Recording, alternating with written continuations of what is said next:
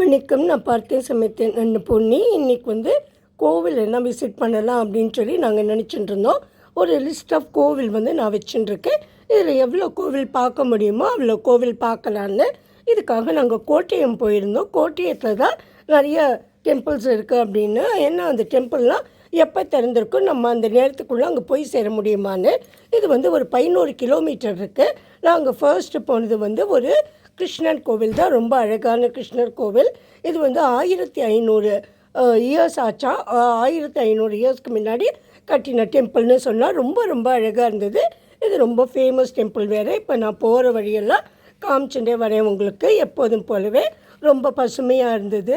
Lush க்ரீனரின்னு சொல்லுவோம் இல்லையா, அது போல் எங்கே பார்த்தாலும் பச்சை பசுமையாக இருந்தது. நிறைய இடத்துல வாட்டர் பாடிஸும் இருந்தது. அதே மாதிரி லேக்ஸு, ரிவர்ஸு எல்லாம் இருந்தது.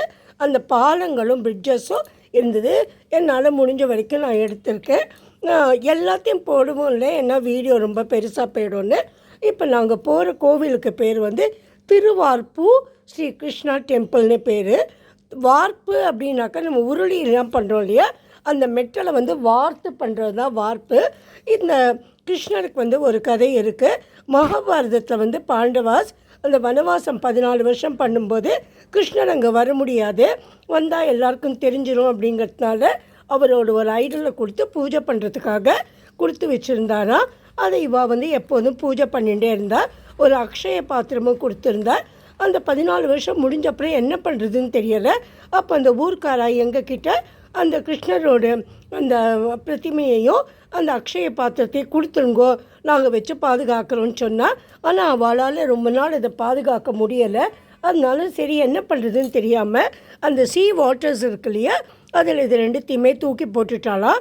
இது இப்படியே போயிட்டே இருந்தப்போ ஒரு ஃபிஷர்மேன் கிட்டே இது கிடச்சிருக்கு. அவர் இந்த மீன் பிடிக்கிறதுக்காக வந்தப்போ அப்போ இவர் என்னடா இந்த இது கிடச்சிருக்கே அப்படின்னு சொல்லி நினச்சிட்டே இருந்தார். அதுக்கப்புறமா அவர் எடுத்தப்போ அந்த பாத்திரமும் அந்த கிருஷ்ணனும் தனித்தனியாக இருந்ததா.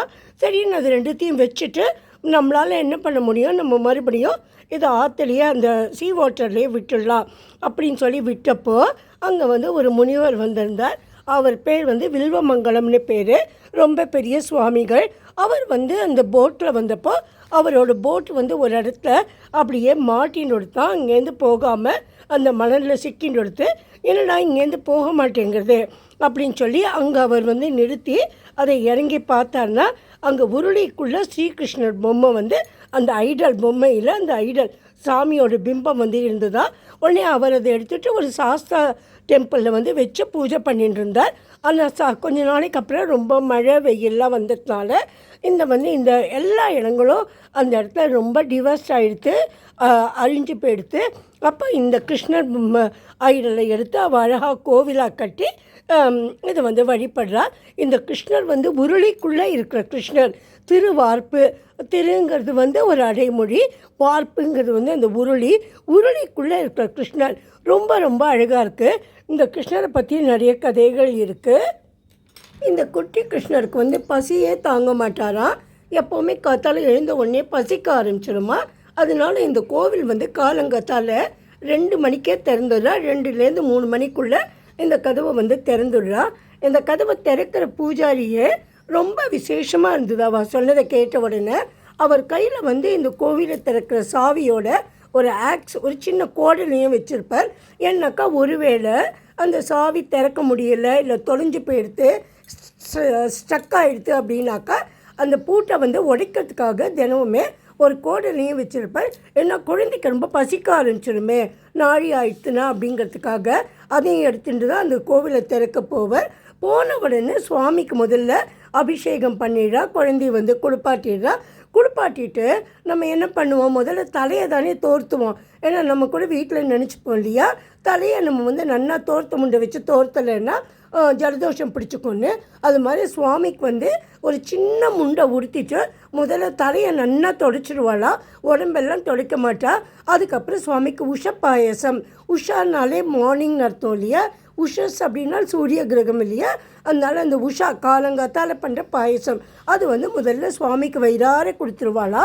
அது ரைஸு, அதாவது அரிசி, வெல்லம், அப்புறம் இந்த செவ்வாழைப்பழம்னு சொல்லுவோம் இல்லையா, ரெட் பனானா, அப்புறம் கீ, இதெல்லாம் போட்டு ரொம்ப பிரத்யேகமாக ரொம்ப ஒரு ஸ்ரத்தையோடு அதை பண்ணி சுவாமிக்கு வந்து அதை கொடுத்ததுக்கு அப்புறம்தான் மேல் உடம்பெல்லாம் தொடச்சிட்டு சுவாமிக்கு வந்து அவள் அலங்காரங்கள்லாம் பண்ணுவான்னா. இந்த கதையெல்லாம் கேட்கும்போது ரொம்ப ரொம்ப அழகாக இருந்தது. அந்த கிருஷ்ணரை அப்படியே வாரி எடுத்துக்கலாம் போல் இருந்தது எனக்கு.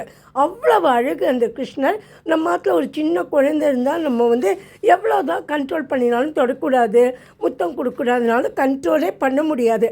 அதை எடுத்து நல்லா இருக்க பிடிச்சிட்டு ஒரு முத்தம் கொடுத்தா தான் மனசு சந்தோஷமாகும். அப்படி இருந்த ஒரு கோவில் ரொம்ப விசேஷமாக இருந்தது. எனக்கு ரொம்ப ரொம்ப பிடிச்சிருந்தது. இந்த கோவிலோட சில ஃபோட்டோஸ்லாம் நான் எடுத்திருக்கேன். எப்போதும் போல் கோவிலுக்கு உள்ளே போய் பிரதான சுவாமியை ஃபோட்டோ எடுக்கிறதுக்கோ வீடியோ எடுக்கிறதுக்கோ கண்டிப்பாக பர்மிஷனே கிடையாது. வெளியில் நம்ம எடுத்துக்கலாம். அந்த வெளியிலேருந்து எடுத்த சில ஃபோட்டோஸை நான் உங்களுக்கு காமிக்கிறேன். நீங்களும் பார்த்து என்ஜாய் பண்ணுங்க. வாங்க பார்க்கலாம். அந்த கோவிலில் வெளிப்புறத்தில் எடுத்த ஃபோட்டோஸ்லாம் நான் இங்கே போட்டிருக்கேன். துலாபாரமும் போட்டிருக்கேன், நீங்கள் பாருங்க. இதுக்கப்புறம் அடுத்ததாக நாங்கள் பார்த்த கோவில் வந்து திருநாக்கரா மகாதேவ டெம்பிள்னு. இது 108 சிவஸ்தலங்களில் ஒன்று. இது வந்து 500 இயர்ஸ் ஓல்டுன்னு சொன்னால் இதை கட்டினது தேக்குங்கூர் ராஜாங்கிறவர் தான் கட்டினார்.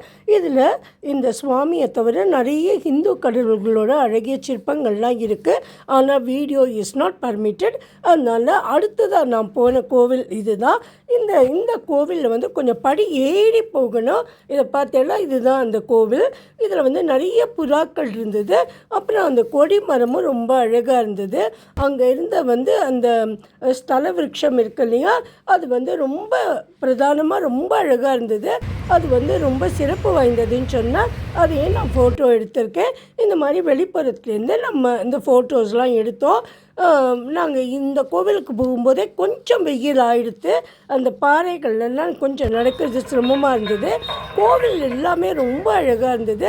ஆனால் ஒரே ப்ராப்ளம் என்னென்னா, சில கோவில் இந்த மெயின் பிரதான வாசல்லேருந்து நம்ம சுவாமியை பார்க்க போனோன்னா ஒரு பெரிய படிக்கட்டு மாதிரி இல்லாது பாறை மாதிரி வச்சுருக்கா. அதில் ஏறி இறங்கணும்.